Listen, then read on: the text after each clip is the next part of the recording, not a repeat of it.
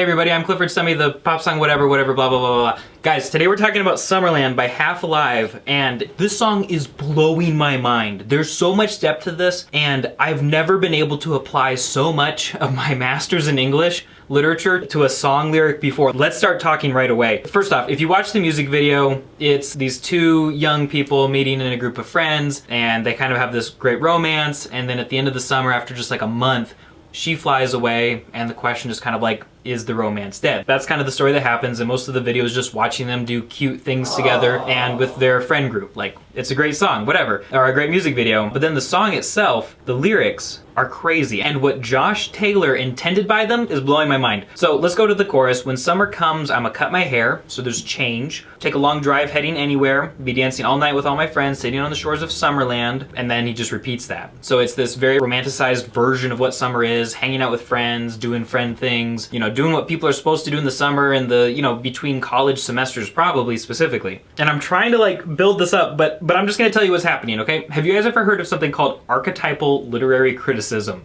Basically what it is it's this type of literary criticism where you look at books and literature and you're looking for archetypes that repeat themselves, or like very similar characters, situations, or places that keep showing up time after time. Like the goofy best friend is an archetype. Now, Northrop Fry, which is a name I never thought I'd say in a Pop Song Professor video, but he was a literary critic and theorist. I believe he was from Canada. He lived from like the early 1900s to the late 1900s, and he proposed a type of literary criticism that was based on the seasons of the year. So from summer to fall to winter to spring to summer again. And this is a really simplified version of it, but basically he was saying that all books in tone and purpose, or all stories, start in one of those seasons and end in another, and it's like the progression of the story, or maybe like one is specifically focused on one of those seasons, but those archetypes show up again and again. And he called fall the season of tragedy, so it's, you know, referencing bad things happening, life getting worse. Then there was winter, which was about satire, which was about kind of making fun of things and tearing things down and apart that were bad. And then there was spring, which was comedy, which is a very lighthearted, the hero is being reborn, coming into his or her own. And then there's summer, which stands for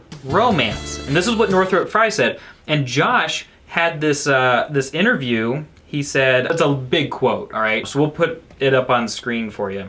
It was created from a conversation about patterns I had with my uncle in Oakland sometime last year, specifically about the patterns of life as seen through the seasons. The seasons show us the same patterns of the day and of our life stage and so much more. And the romance and fruit of summer, noon, maturity, giving way to the dramatic dying, tragedy of autumn, to the death of winter and the rebirth, comedy of spring. We've always wanted to write a summer song, which is like a musical genre in and of itself practically. But the depth of the story made it feel like the summer song of all summer songs. It's nights swims and dancing late nights.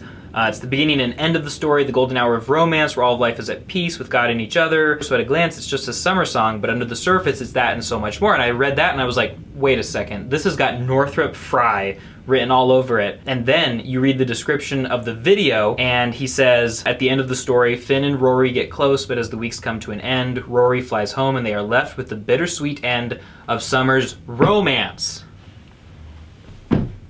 Guys, I personally guarantee you, like, he's basically copying everything that Northrop Fry said. He's referencing it so blatantly. This is 100% a song based on a literary critical theory, which is insane. How many songs with 5 million streams on Spotify are about a literary theory? You know, like, that's just insane to me. This is so cool. And like he says, on the surface, the song doesn't seem so intense. It sounds like a summer song, but he's basically saying there's so much more to summer. There's romance and life, and he calls freedom. Let's listen to verse 1. Everything is freedom till the seasons change and the trees start dying and the sunlight leaves your face. Hear the crack of lightning where your heart will break into new beginnings.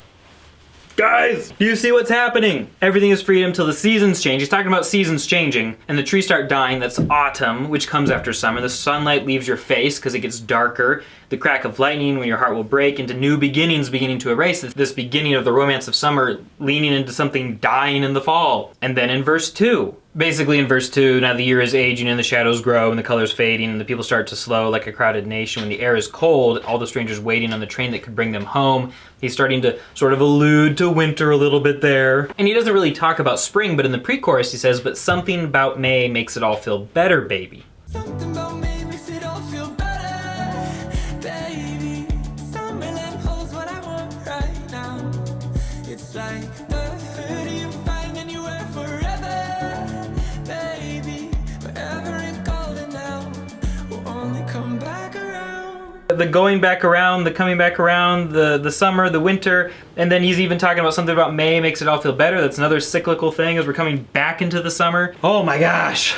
Oh, and Summerland is actually a city in California right on the coast, very near LA, so he's probably actually referencing a real place. Summerland by Half Alive is based on a super cool literary theory by a super awesome literary theorist, professor kind of guy, and I don't know that there's that much more I can say about the song to try to get you excited about it, because I am very excited right now and feel like I've said everything that I need to say. So if you have a song you'd like me to explain, or if you're a huge fan of Northrop Fry as well, leave me a comment and I'll talk to you guys on a different day. Go read some books.